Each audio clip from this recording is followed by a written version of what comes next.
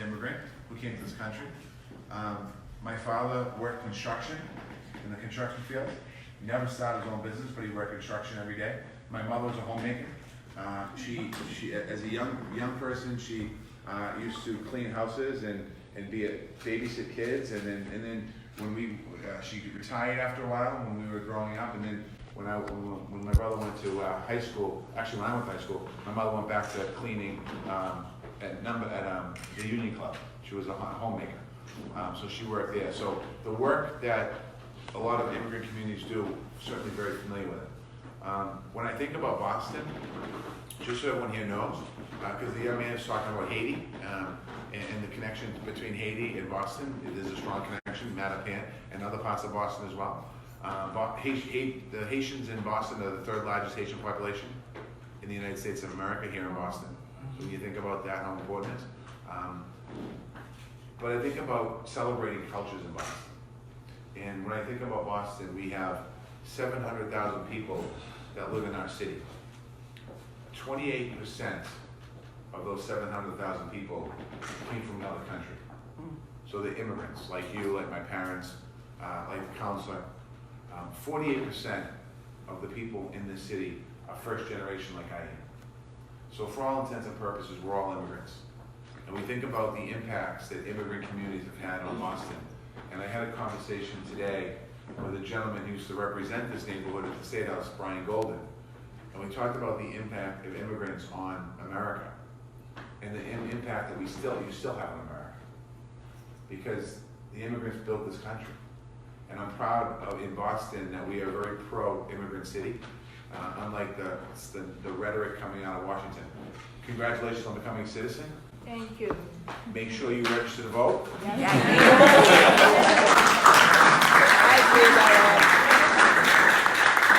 We're in the city building, so I can't tell you to vote Democratic. So I'll leave it there. But when I think about being mayor, and before that as a state representative, when I was a state representative, I represented Dorchester. One of the things that I fought for all the time was adult education funding. And there was a state representative, his name was Dan Bosley from North Adams, and he fought really hard to make sure adult education funding got supported, because there was a lot of need for it, and there still is a lot of need for it today. When I became the mayor, a couple things we did right off the bat. We created an office called Economic Development, and we did it because economic development was all over the city.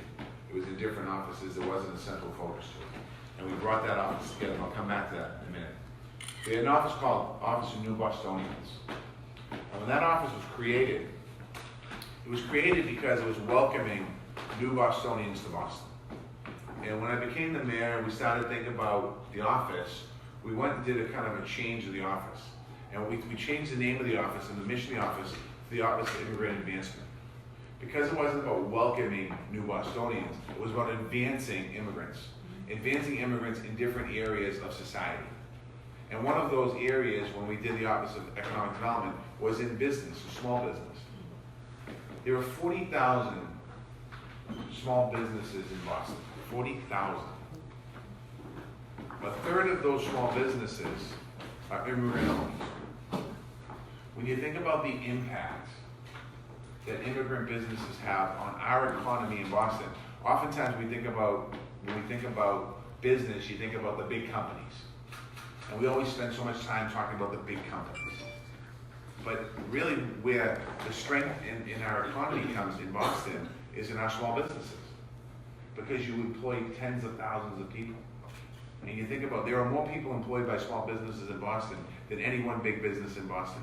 The largest one we have, which is, I think it's Mass General Hospital, which employs about 95,000 people. Our small businesses employ more people.